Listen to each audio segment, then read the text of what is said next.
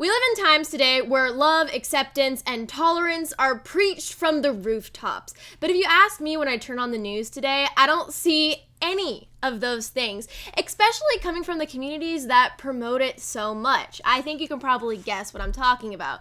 The Aphabet people, the letter Mafia, whatever you guys want to call them. So this past week in Glendale, California, a bunch of families and parents of kids from the school district went to protest peacefully at the school because they didn't want their children to be taught about the birds and the bees and the birds and the birds and the bees and the bees in school, because guess what? They're too young and it's really none of the teachers' businesses.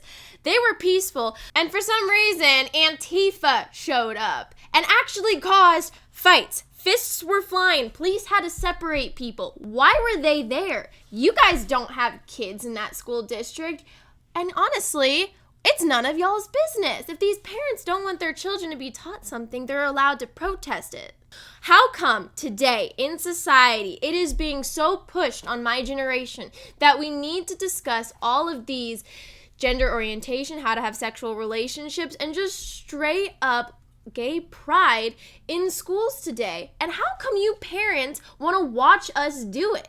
All I'm going to say is, you know that, well, it's gotten bad when the gaming community finally feels the need to interject their opinion on it. So after this whole disaster and police are separating people from fist fighting and strangling each other, a gamer who goes by the handle of Nick Merks commented on or replied on Twitter to one of the videos that literally he just said they should leave the little children alone. That's the real issue. And, well, it's fair to say that cancel culture and the gaming community have completely split like the Red Sea against this guy. And this dude, who is famous for playing specifically Call of Duty, had his skins removed from the storefront because Lord knows that you can't have a differing opinion in 2023 against the letter Mafia. For all of you non-gamers out there, when you are playing video games, you can buy things that are called skins in the game, which is basically your little avatar, and Nick had one designed after him, which they completely removed. And there was another gamer who was also famous for playing Call of Duty, called Dr. Disrespect, actually uninstalled the game Call of Duty and said that he wouldn't play it again or reinstall it until Call of Duty apologized for what they said. What we got to do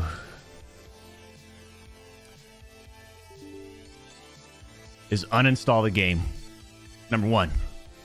But that decision by COD's PR marketing team, I feel like, A, they either need to apologize publicly to him or reinstate his bundle in order for me to consider playing Call of Duty again. That's where I'm at. So Nick Merks even decided to double down on his original statement by saying this on his stream. Simply feel that I want to be the one and my wife wants to be the one to speak with our child about stuff like that. And that was the tweet. That was the tweet. You can take the tweet if you want and you can spin it, flip it, flop it, quote tweet it. You can put 10 paragraphs on top of it. You can do whatever you want to it to make you feel better if that's what you want to do. But that was the tweet, okay? So if you came here to hear that, I hope you feel a little better about it. I didn't mean to upset anybody. I know that I did. I'm not apologizing about the tweet because I don't feel like it's wrong. I'm gonna stand by what I said. I'm not gonna delete the tweet. You know, I just want to make sure everybody understands exactly the point I was trying to make by tweeting my response. And I truly hope that these guys stick to their guns in real life and in their games, and maybe this is a new awakening for the gamer community to finally be standing up against this woke cancel culture. This is no longer about adults simply just fighting for the ability to love who they want. It is officially an attack against our most vulnerable in society, and that is our children. And you cannot tell me otherwise because, for instance, in Florida, when they wanted to have a pride rally and event, they decided that they were going to cancel it because of the new law that was passed by DeSantis that said, hey, maybe y'all aren't allowed to bring children to BDSM and strip shows. And so you know what the Pride event did? They canceled it. If that's not telling that you guys want the validation of children for your sexual orientation, I don't know what is.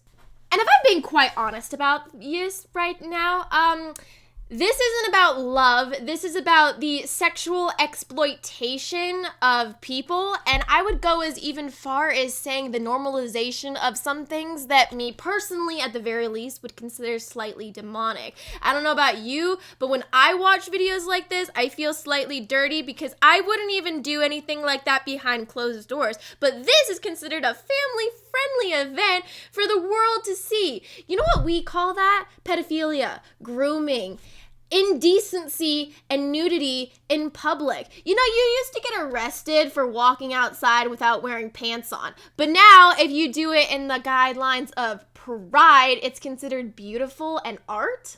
Pride is already interjected in every single area of our lives. But you know where it hasn't been yet? Math class.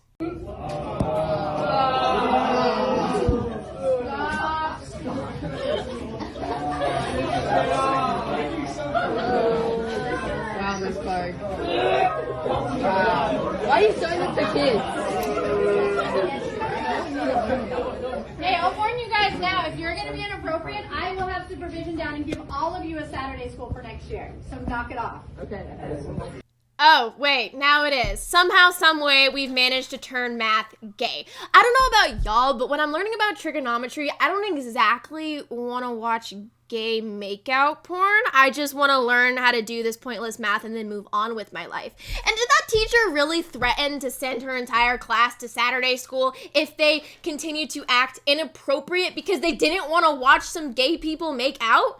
I don't know about y'all, but I believe the teacher was being a little bit inappropriate by deeming that okay to show in a classroom setting, which I can promise you guys 100% that none of those parents signed any sort of consent form to their children being shown a video of gay people making out in the guidelines of it's June, so we have to watch everything red rainbow. So 5-year-olds can decide that they want to cut off their genitals, and 14-year-olds can decide that they want to go murder their unborn child. Well, let's just open all of the floodgates, shall we? Let's legalize marijuana and drugs and alcohol. And you know what? Just open up the border and all of the illegal substances that come out there, because these kids, they know what's good for them, and they know that it's not going to hurt them in the long run, right? Because there's really no need for parents. We all know that we can't trust Fox News and CNN to tell the truth to save their life, but now we can't even trust private citizens to tell the truth in their own personal lives. Here is a school teacher that decided to go out of her way to post a TikTok straight up lying about why her library books were all in the hallways. This is a quick video. I'm at my school right now. I just want to show you something because the state just came last week and decided what books were appropriate or inappropriate. This is a book that's been deemed inappropriate. These are the boxes of books waiting to go out. Look how big this box is. I'm going to show you some of the titles. Show them this one too, Blacks in Aviation. Yep. We have 20th century writers. We have Rosemary in the Woods, American The Hauntist, The Big Lie. The Big Lie. Right, it's all about Judaism. They're removing these books from our library. So, yeah, this is what's going on. The lady straight up freaking lied, and the school came out a day later and said, actually, we're renovating, we're not banning any books. She retracted her statement, obviously. What I know is that I was asked kindly to take down the post, so I made it private to myself only. I am going to find out more information about these books. I was told that the books are 15 years old or older, and that's why they're in those boxes and being removed. And that's all I know. But the damage had already been done. The left took this little lie and then ran a freaking mile with it, saying, Ron DeSantis, look at what you're doing. You're banning books. But in reality, the only thing that Ron DeSantis was doing was making sure that age-appropriate books were in your elementary age kids' libraries. I don't know about y'all, but I don't exactly think that pornography and smut needs to be in a third grader's library roster. But when it comes down to it, aren't you guys the ones that are always banning books? I mean, look at How to Kill a Mockingbird or Tom Sawyer. Y'all hate that, but porn? Let's go for it. Before we continue, don't forget to like, follow, comment, do all of the things. They're conveniently listed down below for you guys. And comment down below what is the craziest thing that you've seen in 2023 that probably 5 generations ago would be something out of a horror film. If they had TV, that is. I just have to ask, why are you guys so proud of the fact that you can have sexual relationships with somebody else? I personally don't feel like expressing that to you guys at all because it's none of your business and it's not what makes me me. But y'all put it on an altar and turn it into an idol so much that the San Francisco Sheriff's Department had a pride flag raising ceremony with the fire department where they're literally saluting the pride flag. I'm going to go out on a limb here and say that it has officially become a religion and an idol at that. Also, you guys look ridiculous. So I'm a Christian and I will be one until the day I die when I meet the Lord Jesus up above. But I would also consider myself to be a slightly petty person who appreciates the finer things in life. I'm trying to better myself, don't get me wrong.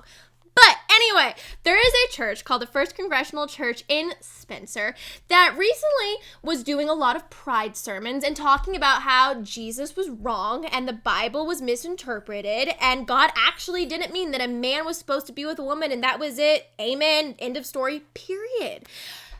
So the church's steeple was struck by lightning and it completely burnt to the ground. I'm not saying that it was justice, but I am saying that God's timing is never wrong. Let's go take a trip down memory lane back in 2020 where you couldn't turn on the news without seeing burning buildings, dealerships being burnt to the ground, but the common factor in all of them was Old Glory was ripped to shreds, trampled upon, and used as kindling for their Molotov cocktails. I saw thousands of people take the American flag and absolutely disrespect it and burn it and steal them off of people's properties and people's establishments. But in today's day and age, that's considered, your First Amendment, your free speech. They're allowed to do that, right? Well, actually, no, you're not allowed to do that when it involves the LGBTQ and the pride flag. So this past week, a woman named Angelina Cando was arrested and charged with arson, criminal mischief, and reckless endangerment, all which are hate crimes, by the way, because she burnt a pride flag outside of a restaurant. Fine, it wasn't her pride flag. She shouldn't have burnt it. So let's charge her with theft and maybe damaging of personal property. But are we really going to sit here and use this double standard as a hate crime when hundreds of thousands of people were doing that in the summer of 2020 and none of them got charged? But this woman who had the audacity to do it against the letter Mafia, all of a sudden it's terrible? And honestly, kudos to all the people who are boycotting Target because it's actually not the straight white Christians. It's just people who are looking at the fact that you're advertising a satanic clothing brand and going, that's not right. I don't like this. We're not shopping there anymore. And guess what? Target's paying the cost of it, just like Bud Light. Now, if we could stick to our guns forever and show these big wig monopoly companies that, hey, we actually can vote and with our dollar, and you guys will suffer the cost of it when you guys do dumb, creepy stuff like this, maybe, just maybe, we can make a positive change in this world. And I think that's actually maybe just slightly starting to happen a little bit more every day. I think all of this is just proving that we do outnumber them. And if we just stood up and stood firm, that we actually can make a difference to protect our most vulnerable in our society, which is our children, because they're like sponges. They're going to absorb whatever we give them. And if you give them absolute garbage, well, the future of our country isn't going to look too bright because you can't run a country with garbage. But at the same time, these big companies are finally realizing what's up. And I honestly have to say, I'm really proud of where we're coming. I've honestly been noticing that some bigger corporations removed their LGBTQ versions of their logos and replaced them back with the normal ones. Because maybe when it comes to losing multi-billions and billions of dollars, they're finally realizing that maybe they shouldn't ostracize 99.9% of their constituents in order to just appease the ever-growing 1% of them who identify as all of this. This video could literally go on for a couple more hours because the examples of this will just continue to go on for literally forever. The point being, though, keep it away from our kids. Come on. Because you can't talk about wanting to be lesbian without the reason why. Why do you want to be lesbian? Well, because you love a woman, but why do you love a woman? Why isn't it just platonic? Well, it boils down to the fact that you want to have sexual relationships with that person. And that is all well and just fine and legal and dandy if you're an adult. But do we really think in the deepest, most hearts of all of our souls that that is something that a school board and teachers and people who have no relationship with these children really need to have discussions with tiny children? Leave the kids alone. It's none of y'all's business. And I think on a positive note, people are finally starting to wake up and realize that when you have these sexual conversations with children on such an intense level, that it's not doing the good and the love and the confirming and the education that you think it's doing. It's ruining these children's minds and it's messing up their bodies and everything that makes a children so wonder-like and wonder-filled. Let them be kids for as long as possible. Because as every adult in this world knows, adulting is hard and it sort of sucks. So can we just let these kids stay kids for just a couple years longer before we decide to throw the world's adulting problems straight onto their shoulders? I think that would be a good goal for all of us to have today.